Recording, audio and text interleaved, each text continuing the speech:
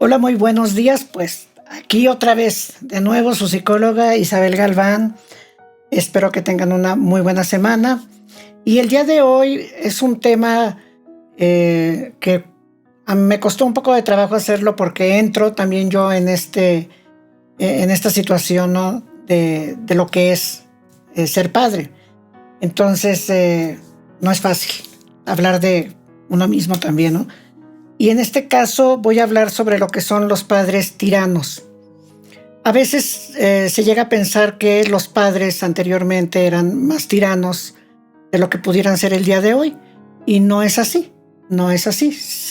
Simplemente las condiciones cambiaron, pero desgraciadamente en la actualidad siguen existiendo los padres tiranos, los padres impositivos, los padres no conscientes de que tienen a un ser humano en su vida, a quien formar, ¿no? Y bueno, hablando de los padres tiranos, me gustaría empezar con una frase que dice que los padres que hacen proyectos para los hijos, que toman el destino de sus hijos en sus manos y hacen proyectos para ellos, los hijos no tendrán destinos felices. ¿Por qué? Porque están siguiendo entonces una demanda del padre.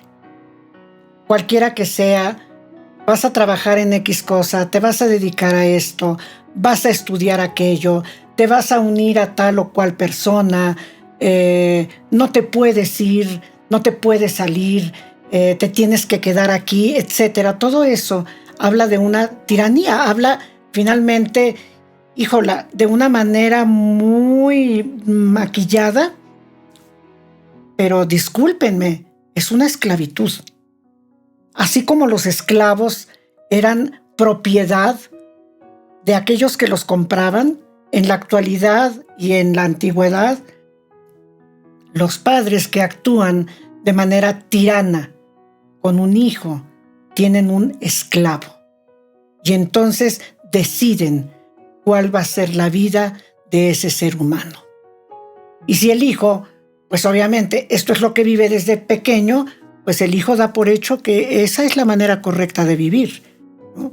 A menos que sean personas, que también hay hijos así, que nacen con muchísima capacidad, con mucha inteligencia, y llega un momento en la vida que, pues sabes qué, papá, mamá, te quiero mucho, pero es mi vida y la vas a respetar, ¿sí? Y entonces muchas veces esos hijos se ven en la necesidad de hacer una sana separación de esos padres y reconciliarse con ellos, ¿no? Para poder en un momento dado entender que esos padres, no porque no quieran a los hijos, sino porque es un cariño muy egoísta, actúan de esa manera. Muchas veces estos padres, una de las cosas que hacen es justamente obligar a que los hijos hagan o tengan acciones para las cuales ellos no estaban preparados, ¿sí? Y entonces el hijo, pues, no le queda otro remedio más que aceptar lo que el papá, lo que la mamá está pidiendo, porque pues finalmente es el padre, es la madre, y pues se supone que ellos saben lo que tiene que hacer, ¿no? Y entonces esos hijos muchas veces se ven obligados a actuar de determinada manera que estaba realmente fuera de sus deseos, de sus necesidades, de sus inquietudes, ¿sí? Yo recuerdo cuando mis hijos estaban chiquitos, y si tú me estás escuchando y eres papá o eres mamá, cuando uno a un niño de 3 años le pregunta, oye hijo, oye hija, ¿qué quieres ser cuando seas grande? La mayoría, bombero, policía, porque aparte traen un sentido de ayudar, al ser humano, ¿no? Entonces, policía, bombero, yo voy a ser, yo voy a trabajar en el radio. O sea, el niño, por más pequeño que esté, o la niña muchas veces desde chiquita quiere una muñeca para apapacharla, para darle de comer, el sentido de la maternidad. Y entonces, desde muy pequeños, el niño empieza a formar una idea de que en la vida él va a hacer algo. Cuando crezca, va a hacer algo. Pero ¿qué pasa cuando tenemos padres tiranos? Pues que entonces esos padres nos dicen por aquí y no hay otro. Este es el camino que vas a seguir. Y el hijo, la mayoría de las veces, lo obedece, ¿no? ¿Qué pasa con estos hijos? Empieza a haber en ellos un resentimiento hacia esos padres tiranos. Empieza a haber un alejamiento y el papá, la mamá, que quieren meterse demasiado en la vida del hijo, resulta que terminan siendo los más alejados. El hijo los evita, procura no comentarles las cosas que le están pasando, porque como tienen una fuerza total en la vida del hijo, pues ya a determinada edad dice, no, pues mejor que mi papá ni se entere, ¿no? ¿Para qué? Para que no se meta. Y entonces el hijo empieza a ocultar cosas porque tiene miedo, ¿sí?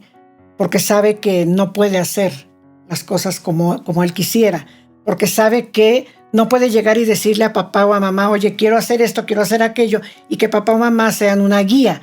No, sabe que van a imponer. Recuerdo que estaba viendo una entrevista de una de las integrantes de Pandora, de Maite, la más chiquita, y decía Maite que ella cuando le dijo a su papá que quería ser cantante, el papá puso el grito en el cielo y le dijo que no. Entonces, cuando ella tuvo la total convicción de que había nacido para cantar, invitó a su papá a desayunar al Sanborns de los Azulejos en la Ciudad de México, y entonces ahí en el Sanborns, sentados, rodeados de comensales, ella sabía que el papá no se iba a alterar. ¿Por qué? Porque había gente a su alrededor. Y entonces ahí le dijo, papá, te quiero decir una cosa, te guste o no te guste, voy a ser cantante. Y ahí el papá dobló las manos, ¿no? Entonces muchas veces, ¿qué hacemos? Obligamos a que nuestros hijos nos pongan contra la pared o nos ignoren y se vayan. Porque para nadie es agradable ser el esclavo de otro ser humano. Para nadie. Entonces, desgraciadamente, los padres ejercen a veces este tipo de conducta sobre los hijos, ¿sí? Ese abuso va día con día y empieza a existir entonces una lucha entre el hijo. ¿Por qué? Porque ese hijo que en un momento dobló las manos, fue niño de libro, ¿no? De libro, quiero decir así como que este niño se maneja de esta y esta manera, y así era, sí, pero llega el momento en que ese hijo crece, que ese hijo empieza a ver que hay un mundo, empieza a darse cuenta que nada más hay una vida, y entonces ese hijo empieza a defender sus derechos. Y si no los defiende, entonces es un hijo deprimido, es un hijo castrado, violentado por los padres, porque no puede volar, porque no puede hacer las cosas que él quiere. Y entonces empieza a haber este conflicto. ¿Cuáles son esos padres? Vamos a ver ciertas características de esos padres, que son padres muy, muy agresivos, ¿no?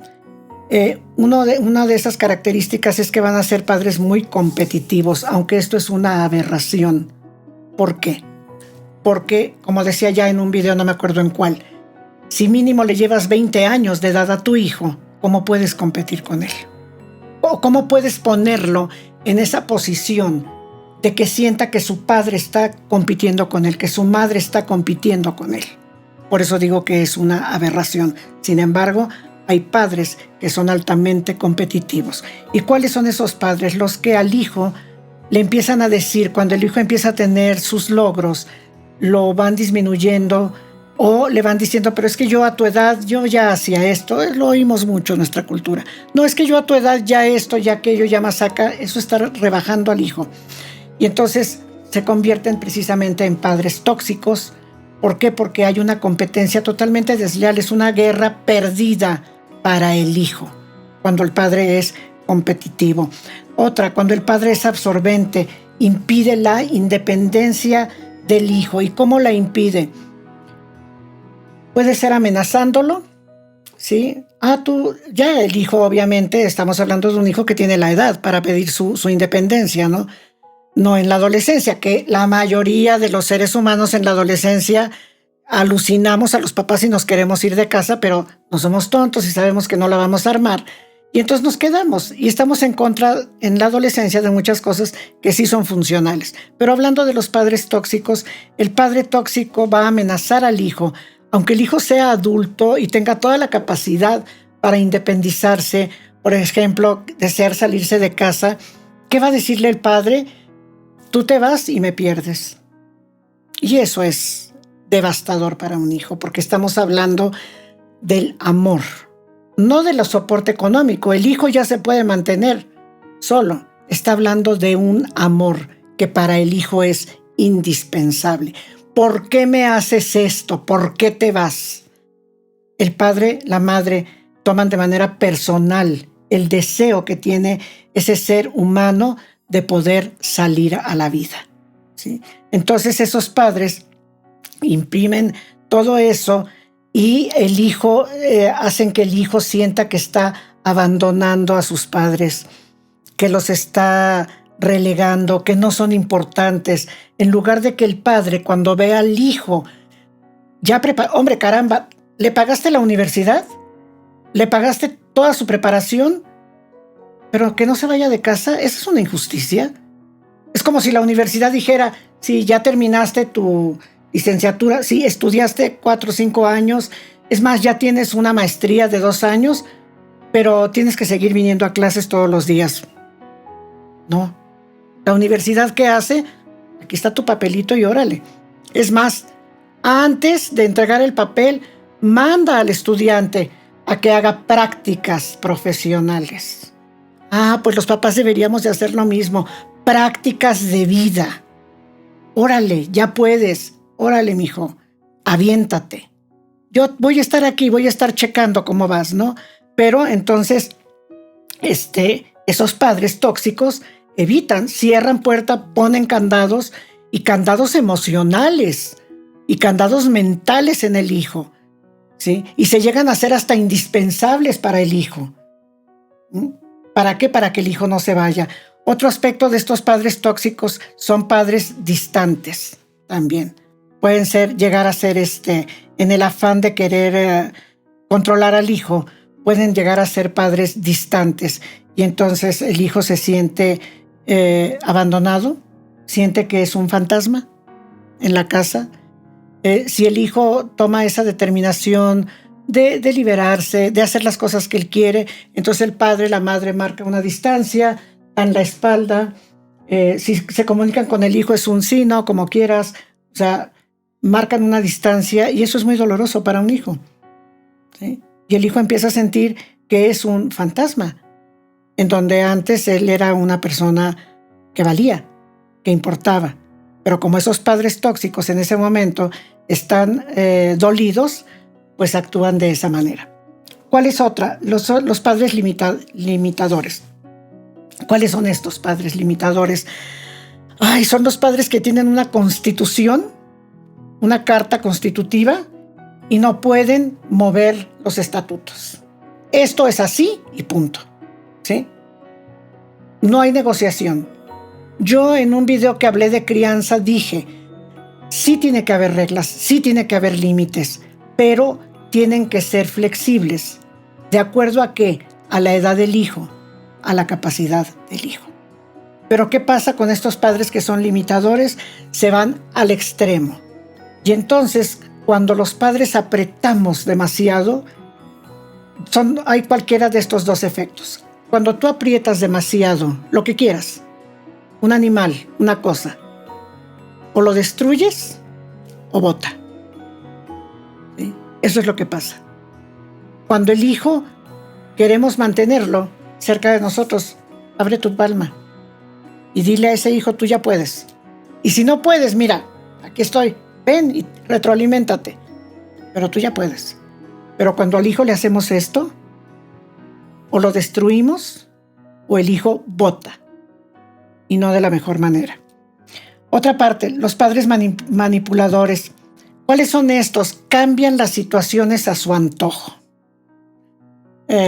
Yo recuerdo un ejemplo que nos ponía una maestra que decía, la mamá de no sé quién, sumamente manipuladora, le decía a su hija, oye mamá, ahorita vengo, fíjate que voy a ir acá, ya. No, está bien, qué bueno, me vas a dejar sola. Oye mamá, pues no hay problema, vete, yo aquí me quedo esperándote. Y parece de risa, pero a veces así es. Y luego el hijo se quedaba, o la hija se quedaba porque se sentía mal. Y entonces esa madre, ese padre volteaba y le decía, ¿y por qué no te fuiste? ¿Qué no te ibas a ir? Esos son los padres victimizantes. Actúan de acuerdo a las circunstancias, pero ¿a cuáles circunstancias? Para que ellos se sientan únicamente bien. ¿Sí? Los padres que victimizan, que personalizan. Yo recuerdo una persona que en un momento que su hija se divorció, la persona me dijo, ¿cómo me hace esto? Y yo, a ver, ¿cómo me puede hacer esto? ¿Cómo se puede divorciar? Le dije, ¿te lo está haciendo a ti? ¿Sí? No. Está tomando una decisión que considera que es apropiada en su vida. Pero esa persona es tan victimizante que tomó el divorcio de la hija, lo personalizó y decía, me está lastimando con esto. No se puede divorciar. ¿Cómo me lo está haciendo? Y así como el divorcio es cualquier acción que el hijo, a un nivel de conciencia, quiere desarrollar, ese padre limitador, victimizante, manipulador, va a tomar al hijo y lo va a mantener con él. Y entonces, ¿qué va a pasar con este hijo?